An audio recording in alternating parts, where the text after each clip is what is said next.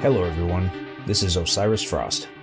Today, I want to talk briefly about progress on the roadmap and then use a recent gameplay session of mine as a metaphor for a situation this past week that CIG managed to deal with before things got out of hand. So starting off at the top of the 3.2 column of the roadmap, let's take a look at the characters pane. There's been a lot of work done in modernizing several of the legacy armor sets, which is cool to see for those of us who've been hanging around the community for a while. These old armor sets really kindle my nostalgia, and I can't wait to pick them up in game once the patch comes out. We can see that they're almost done with the marine armor. One task remains for both the legacy light and legacy medium marine armors, and 2 tasks remain for the legacy heavy armor. On the outlaw side, things are still coming along, but there's a bit more work to do. The legacy light outlaw armor has 5 of 10 tasks remaining, while the legacy medium and legacy heavy outlaw armors each have 7 of 10 tasks to go. Lastly in this category is the Port Olisar clothing collection, which also has 7 tasks remaining.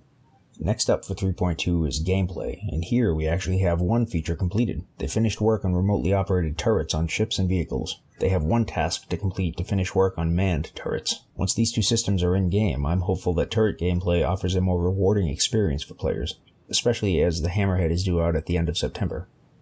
Aside from turrets, they've started work on quantum travel improvements. This will mostly be audio and visual adjustments, but there will also be some functionality improvements added in as well. Related to this is quantum linking, which is at 4 of 14 tasks completed, and will make fleet gameplay a better experience. Speaking of things to do in groups, 3.2 will introduce group systems to Star Citizen. The group system encompasses things like being able to identify and group up with friends, communicate together, share mission rewards, and other things of that nature. Currently, work stands at 14 of 22 tasks completed for that system to make it into the next patch.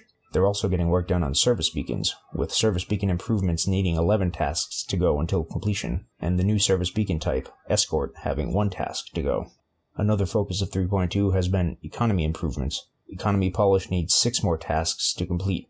Separate but related to that is the item kiosk shopping system, which has 4 more tasks until it is complete. Something I'm very excited about is mining, and mining on planetary bodies will become a thing with 3.2. Currently, that system is at 23 of 45 tasks complete.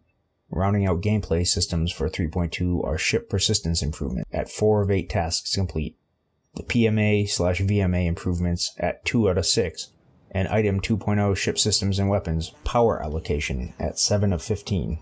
All of these things taken together are really going to transform the gameplay experience of Star Citizen from single player to multiplayer, so this is the time to start getting your friends involved, provided they already have computers that can handle the game.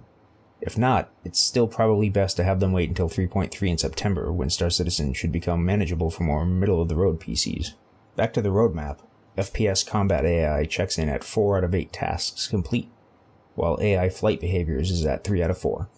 Of course, a lot of us are most excited about the new ships coming with 3.2, and there's been quite a bit of progress here as well. First off, the Origin 600i is at 33 of 71 tasks complete. The Anvil Hurricane is at 21 of 66. The Aegis Eclipse is at 11 of 57. The Avenger rework is currently at 9 of 20.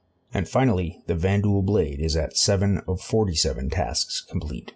We saw some work on the Blade during the recent ATV, and it's taking the entire Vanduul fleet in a new art direction, which I like a lot. It's less scrapyard and more H.R. Geiger. I can't wait to see them rework the rest of those ships. Work is also progressing on the new ship and player weapons. The Associated Science and Development Distortion Repeater ship weapon is up to 7 of 21 tasks complete. The Clausen-Werner Demico is at 18 of 31.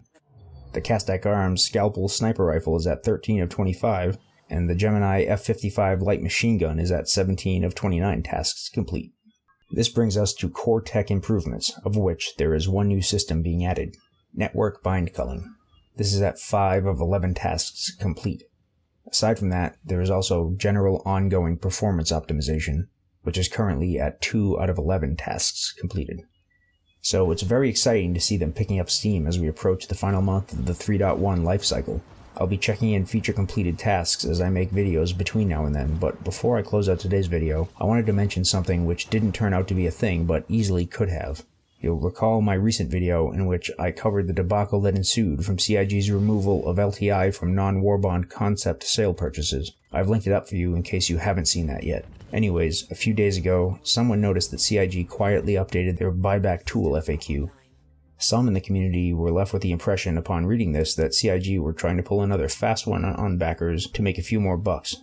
Currently, the system allows you to buy back assets at the original price you pledged for them, even if they've gone up in price since then. So, in other words, the Banu Merchantman, for example, originally sold for $250. If you bought this and then melted it, it would be sitting in your buyback catalog, available to buy back at any time for $250, even though it's since gone up in price to $350. People read the updated FAQ and came away with the idea that in the future, you would have to pay a new price reflective of the increase in value of that asset. Once again, Spectrum started to gear itself up for a full-blown meltdown cycle, but these concerns were dispelled when Craigland from CIG popped into Concierge chat to confirm that no such change would be happening. It was all a misunderstanding, and everyone would be able to buy back the pledges in their buyback catalog for the price that they originally paid. By communicating with their fellow backers, CIG managed to avoid a second public relations misstep that would have followed right on the heels of the LTI controversy, much like the situation you see unfolding here on Yella, where I was just going about my business when all of a sudden I found myself having to dodge some bullets. Like CIG, I managed to deal with the situation head-on, and it all turned out okay in the end. That's all for today's show. Thanks for watching. If you're new to Star Citizen, or you know someone who's thinking of playing, you or they can earn 5,000 UEC on your account by registering with my referral code, which you can find in the show notes down below. If you have any questions, feedback, or episode suggestions, go ahead and leave them in the comments. And if you haven't already, please be sure to like and subscribe. I'd really appreciate that. Thanks, and I'll see you next time.